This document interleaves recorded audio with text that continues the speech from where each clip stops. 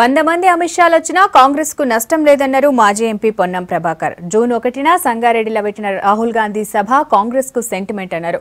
కాంగ్రెస్ లో చాలా మంది లీడర్లు ఉన్నారని, మా పార్టీలో ఉన్న స్క్రాప్ నే బీజేపీ వాడుకుంటుందన్నారు. తెలంగాణ జనం కృతజ్ఞత ఉన్నోళ్ళని, మీటింగ్ కు బాగా మంది రావాలని చెప్పారు. సంగారెడ్డిలో తిరిగిన పొన్నం లీడర్లతో మాట్లాడారు.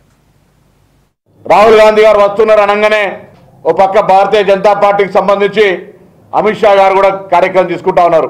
మా దగ్గర కాంగ్రెస్ లో లీడర్షిప్ ఓవర్ఫ్లో, ఒక్కొక్క నియోజకవర్గంలో 3-4 అభ్యర్థులు ఉండేటువంటి పరిస్థితి ఉంటే రాష్ట్ర బీజేపీకి గదే లక్ష్మణ్ గారు, గదే కిషన్ రెడ్డి, గదే దత్తాత్రేయ ఉన్నటువంటి కారణంగా బయటి పార్టీల నుంచి వలసల్ని ప్రోత్సహిస్తూ బయటి ఫేస్లను తీసుకొని మీరు రేపు పెట్టుకునేటువంటి పరిస్థితులల్లా ఆ బయటి వాపును తీసుకొచ్చి మా దగ్గర స్క్రాప్ను తీసుకుపోయి మీరు పార్టీలలో కలుపుకొని బాగా బీజేపీ బలపడతాయనేటువంటి ఒక ప్రాపకండ.